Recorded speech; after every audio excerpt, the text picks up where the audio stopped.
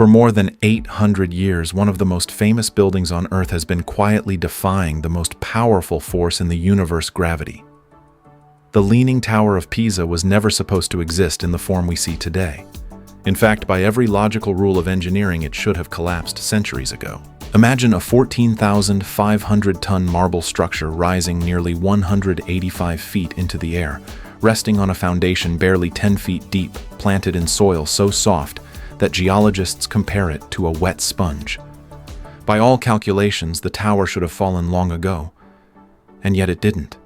It survived wars that erased entire cities, 4 powerful earthquakes that shattered nearby buildings, and even the reckless intervention of a dictator who nearly destroyed it with 1,000 tons of concrete. For centuries, people believed the tower was cursed, blessed, or protected by some mysterious force hidden beneath the ground.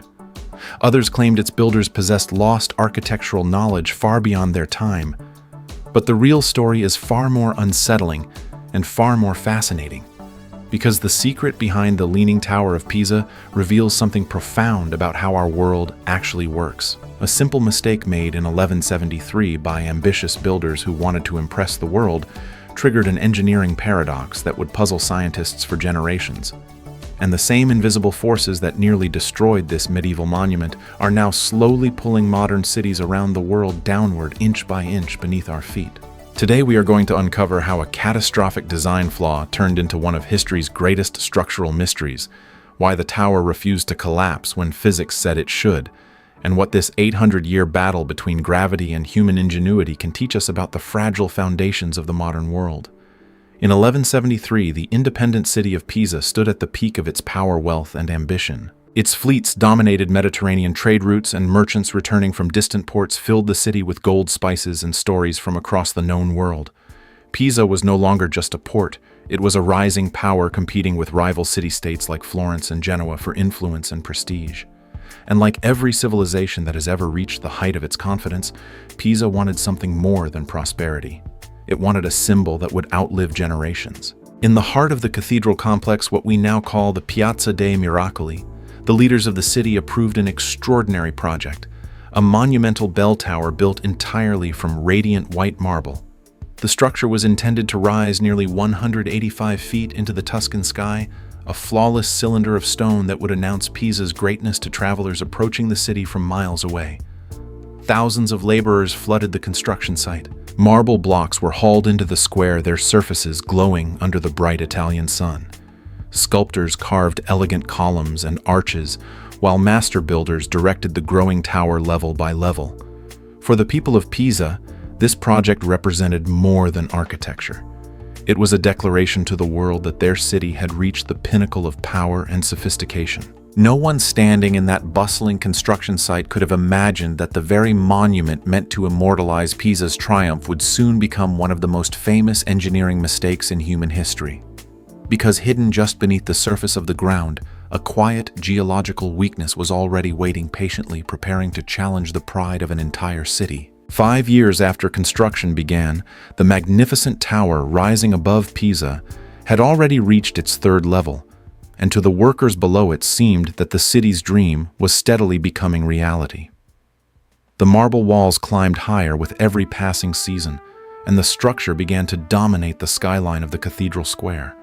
But sometime during this early stage of construction, the builders noticed something deeply unsettling. Their plumb lines, simple weighted cords used to measure vertical alignment, were no longer hanging perfectly straight against the tower's walls. At first, the deviation seemed small, almost easy to ignore, just a subtle shift that might have been caused by measurement error or uneven masonry. But as days passed, the truth became impossible to deny. The tower was beginning to lean. The problem did not lie in the marble blocks or in the craftsmanship of the builders. It lay beneath their feet. Pisa was built on a complex mixture of soft clay, fine sand, and marine sediment left behind by ancient coastal waters. Instead of resting on solid rock, the foundation of the tower, barely about 10 feet deep, sat on soil that behaved more like a saturated sponge than a stable platform. As the structure's immense weight, estimated at more than 14,500 tons, pressed down on this unstable ground, the soil beneath one side began to compress faster than the other. The southern side of the foundation slowly sank, while the northern side resisted, creating a subtle but dangerous tilt in the entire structure. For a building already climbing toward the sky, even a few inches of imbalance could signal disaster. Panic spread through the construction site. Builders halted their work, staring up at the growing tower with a mixture of disbelief and dread. What had been conceived as a perfect monument to power now carried the terrifying possibility of collapse. And yet, rather than tearing down the flawed structure and starting again, the leaders of Pisa faced a far more complicated decision, one that would shape the fate of the tower for centuries to come.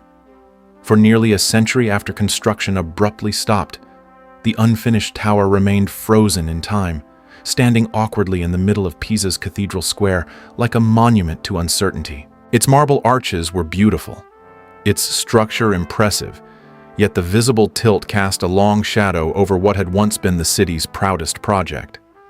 Merchants passed it every day, travelers stopped to stare at it in confusion, and the citizens of Pisa were forced to confront an uncomfortable reality.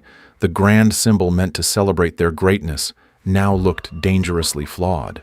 In an age when science could not yet explain complex geological forces, the Leaning Tower quickly became the center of rumors, speculation, and superstition.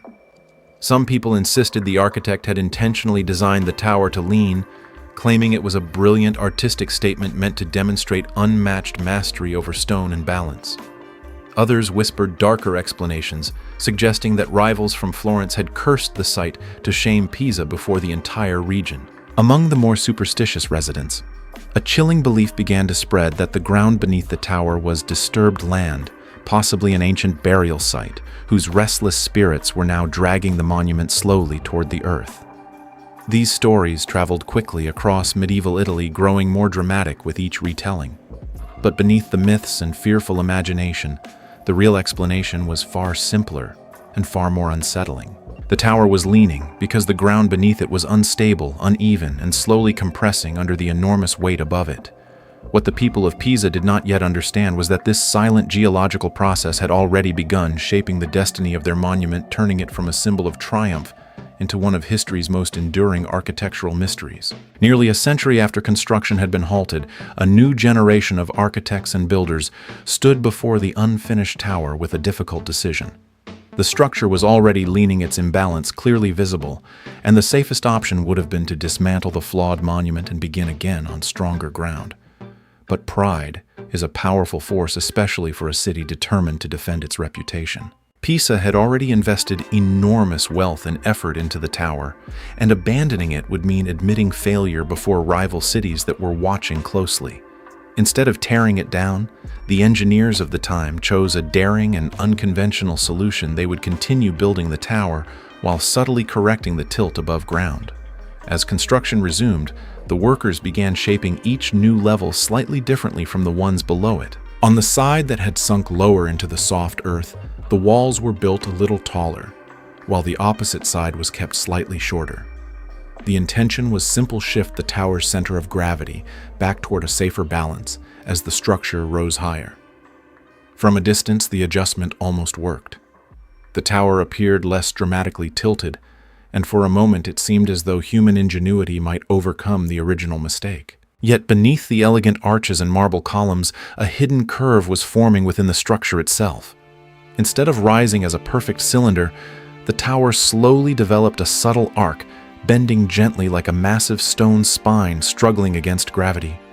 By the time construction was finally completed in the 14th century, the Leaning Tower of Pisa had become something entirely unexpected, not merely a bell tower, but a strange architectural compromise between ambition and physics. It stood tall and magnificent, yet forever tilted, an enduring reminder that once a foundation begins to fail, even the most brilliant solutions can only guide the consequences, not erase them.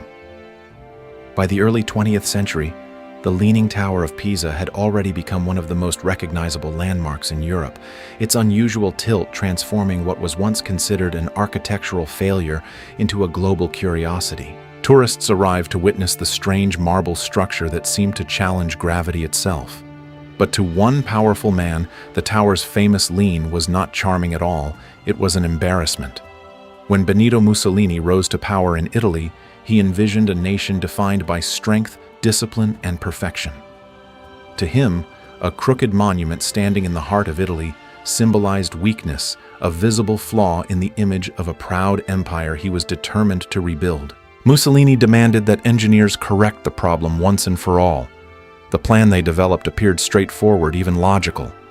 Workers would drill deep holes beneath the foundation and inject large quantities of liquid concrete into the ground, creating a solid base that would stabilize the structure and force it back toward vertical alignment.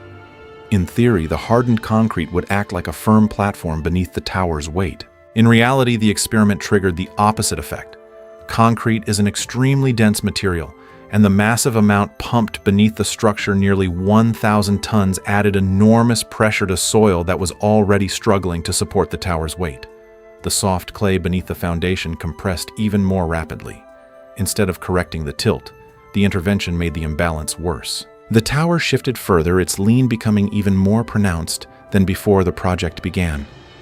What had been intended as a bold demonstration of technological authority quickly revealed a harsh truth: even the most powerful governments cannot negotiate with the laws of physics. Mussolini's attempt to force the tower upright had nearly pushed the fragile monument closer to disaster, proving that nature rarely responds kindly to brute solutions imposed upon delicate problems centuries in the making.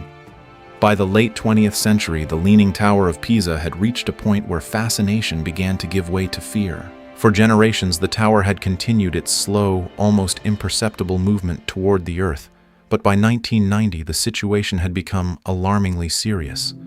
Measurements revealed that the tower leaned at roughly 5.5 degrees, and the top of the structure had drifted more than 17 feet away from its original vertical axis. Standing beneath it, visitors often felt an unsettling sensation, as if the enormous marble structure might suddenly surrender to gravity at any moment. Engineers studying the tower reached a troubling conclusion: the monument was approaching a critical threshold. Even a moderate storm-subtle ground vibration or minor seismic event could potentially trigger a catastrophic collapse. Faced with this danger, Italian authorities made an extraordinary decision. The tower was closed to the public, the surrounding square was secured, and an international team of leading engineers and geotechnical experts was assembled to confront the problem that had haunted the structure for more than 8 centuries. Among them was British engineer John Burland, who proposed an idea that initially sounded almost absurd. Instead of attempting to lift the side that had sunk into the ground, he suggested lowering the side that remained higher. The plan involved inserting angled drilling tubes beneath the northern side of the foundation and carefully extracting small amounts of soil. The concept was delicate and dangerous. Removing too much earth too quickly could destabilize the entire structure, yet removing too little would accomplish nothing. Engineers proceeded with extreme caution, extracting soil slowly, sometimes no more than a few shovelfuls in an entire hour. Over months of careful work, roughly 1,400 cubic feet of earth were removed from beneath the tower. As tiny voids formed, the immense weight of the structure gradually compressed the surrounding soil, allowing the tower to shift gently back toward a safer alignment. Millimeter by millimeter, the tilt began to decrease. What seemed impossible slowly became reality. Through patience, precision, and an extraordinary understanding of soil mechanics, the engineers achieved something remarkable. They had persuaded a monument that had been leaning for centuries to finally move in the opposite direction. Today, the Leaning Tower of Pisa stands safer than it has in centuries, its slow fall toward the earth finally brought under control by modern engineering. Yet the deeper lesson of the tower reaches far beyond a single monument in Italy. The forces that nearly destroyed it are not relics of medieval history. They are still quietly shaping the world beneath our feet. Across the globe, major cities are beginning to face a similar and often invisible threat: gradual land subsidence. In London, careful measurements have revealed subtle shifts in historic structures, including the famous clock tower commonly known as Big Ben. In New York City, the immense weight of thousands of skyscrapers is slowly compressing the layers of soil beneath Manhattan. And in Jakarta, Indonesia, the situation has grown so severe that entire districts are sinking at a rate of more than 8 inches each year, forcing the government to plan the relocation of the nation's capital. The underlying cause in many of these cases is not mysterious geology, but human activity. As modern cities extract massive quantities of groundwater from underground aquifers to support growing populations, the water that once helped support layers of soil disappears. Without that internal pressure, the ground begins to compact and sink under the enormous weight of urban infrastructure. What happened slowly beneath the Leaning Tower of Pisa now echoes on a much larger scale across modern civilization, reminding us that the ground we stand on is far less permanent than we often assume. Today, the Leaning Tower of Pisa stands not merely as a monument of marble and history, but as a quiet testament to the strange and enduring relationship between human ambition and the laws of nature. For more than 8 centuries, the tower has leaned, slowly yielding to gravity while stubbornly refusing to fall. What began in 1173 as an act of pride by a powerful city nearly ended in disaster countless times through unstable soil, misguided repairs, political interference, and the relentless pressure of time itself. And yet, the tower survived. It endured earthquakes that shattered nearby buildings, engineering experiments that made its condition worse, and centuries of uncertainty about whether it would remain standing at all. Today, sophisticated instruments, laser scanners, satellites, and precision sensors track its position down to the smallest fraction of an inch, and engineers believe the tower may now remain stable for at least another 300 years. But the true significance of the Leaning Tower of Pisa is not simply that it survived. It is that it tells a larger story about human persistence. Mistakes can last for centuries, but so can the effort to understand and correct them. In that sense, the tower is no longer a symbol of failure.